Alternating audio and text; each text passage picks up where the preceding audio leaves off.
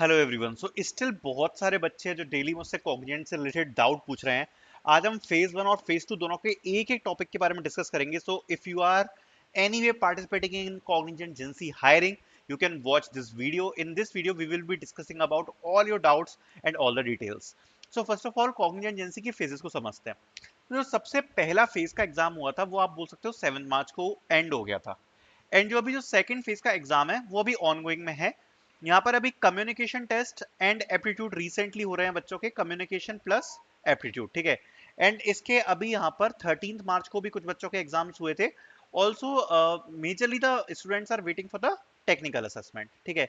तो ये अभी सेकेंड फेज ऑनगोइंग है। एंड जो फर्स्ट फेज है, फर्स्ट फेज के जो सारे एग्जाम्स हैं like communication assessment, aptitude, technical assessment, सारे ही एग्जाम यहाँ पर कंप्लीट हो चुके हैं। 7 मार्च को यहाँ पर टेक्निकल असेसमेंट था जो कि यहाँ पर कंप्लीट हो चुका है। आगे बढ़ते हैं, सबसे पहले अपडेट्स के बारे में बात करते हैं। सो डेडलाइन इज एक्सटेंडेड। सो यहाँ पर चूंकि डेडलाइन एक्सटेंड हो चुकी है इसलिए यहाँ पर one more phase can come. So अभी यहाँ पर दो फेजेस हुए हैं, बट अभी भी जो कॉग्निजेंट की हायरिंग है, कॉग्निजेंट एजेंसी की जो हायरिंग है वो अभी यहाँ पर ओपन है। इसका मतलब कंपनी यहाँ पर और एप्लीकेशंस को एक्सेप्ट कर रही है। इसका मतलब यहाँ पर डेफिनेटली एक फेज और हमें देखने को मिल सकता है। बिकॉज देखो, जब कंपनी की डेडलाइन खत्म हो जाएगी उसके बाद फिर फेजेस नहीं होंगे, बट अभी तो यहाँ पर ओपन है डेडलाइन। मतलब कंपनी यहाँ पर एक फेज तो डेफिनेटली और भेज ही सकती है स्टूडेंट्स को। तो एक फेज हम यहाँ पर और एक्सपेक्ट कर सकते हैं जिसमें वही आपका कम्युनिकेशन असेसमेंट एंड उसके बाद आपका एप्टीट्यूड असेसमेंट एंड यहाँ पर आपका यहाँ पर टेक्निकल असेसमेंट होगा, ठीक है। सो ये आपका जो एक फेज और है वो हम एक्सपेक्ट कर सकते हैं। आगे बढ़ते हुए यहाँ पर हम बात करते हैं एप्टीट्यूड असेसमेंट के बारे में। सो एप्टीट्यूड असेसमेंट यहाँ पर डन हो चुका है जो भी सेकंड फेज के बच्चे हैं उनका। सो फेज टू के बच्चों का आज यहाँ पर एप्टीट्यूड का असेसमेंट था।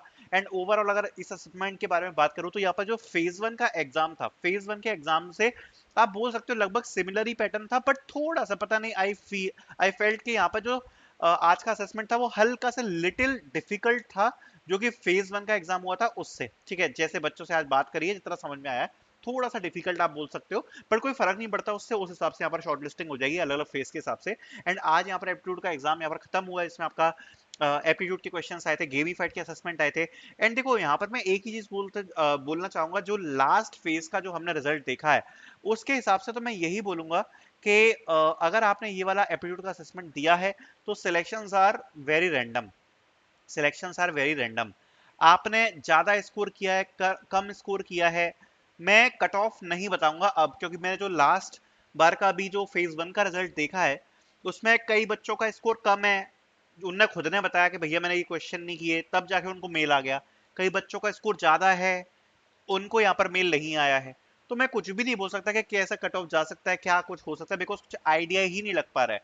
बिकॉज काफी ज्यादा रैंडम प्रोसेस है। तो मैं तो कुछ नहीं बोलूंगा, कितना आपने परफॉर्म किया तो उस हिसाब से आपका अच्छा जाएगा। टेक्निकल असेसमेंट के बारे में बात करते हैं जो कि फेज टू का होना है। उसमें यहाँ पर दो कोड्स, दो एसक्यूएल और वन वेबसाइट पूछी जाएगी। अगर आपका वेबसाइट रिलेटेड क्वेश्चन पूछा जाएगा अगर आपका cluster one and cluster two है, ठीक है।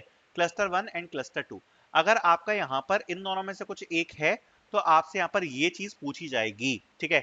एंड उसमें मैं तो आपको यही कहूंगा, ट्राई टू परफॉर्म, जितना अच्छा आप कर सकते हो उतना ही अच्छा परफॉर्म करना।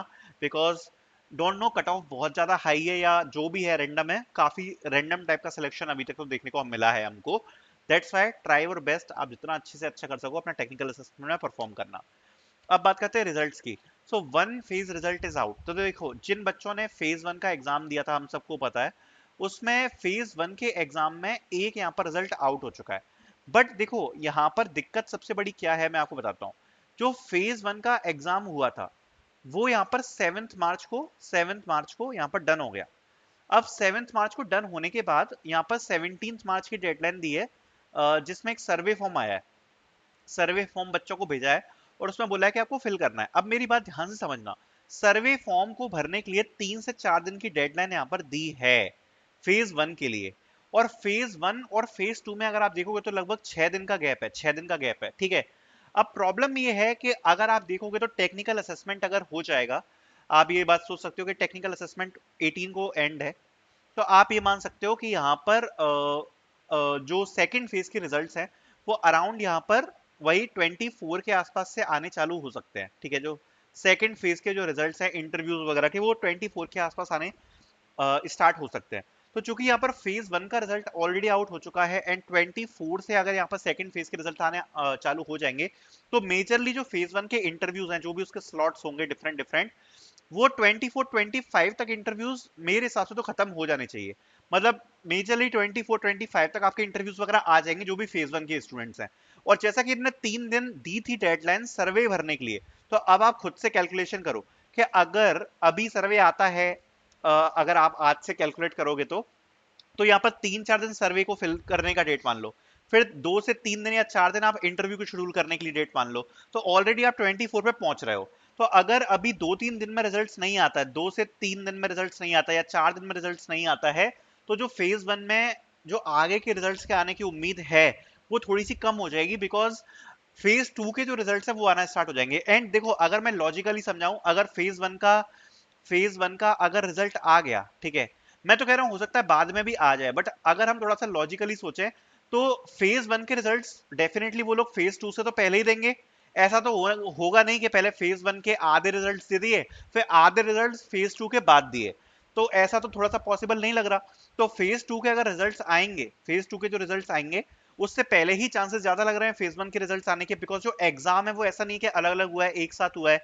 दैट्स वाई 3 से 4 दिन मैं तो उम्मीद कर रहा हूं, 3 से 4 दिन के अंदर अगर और रिजल्ट्स आएंगे तो आएंगे फेज 1 के।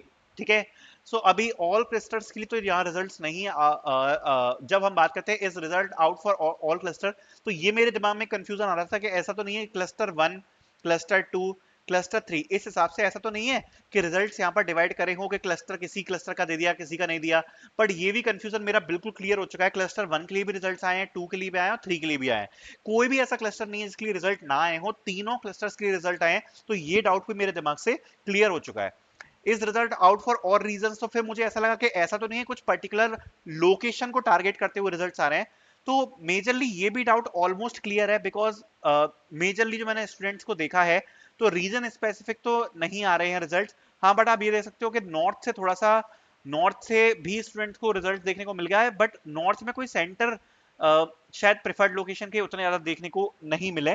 बट हाँ, रीजन स्पेसिफिक ऐसा लग नहीं रहा है, नॉर्थ वालों को यहाँ पर ज्यादा ट्रेवल करना पड़ेगा, क्योंकि साउथ में जाना पड़ेगा उनको ट्रेवल करके ना, बिकॉज सीआईएस के इंटरव्यू में भी क्या हुआ था कि नॉर्थ वाले बच्चों को साउथ का सेंटर एलोकेट कर दिया था इंटरव्यू देने के लिए।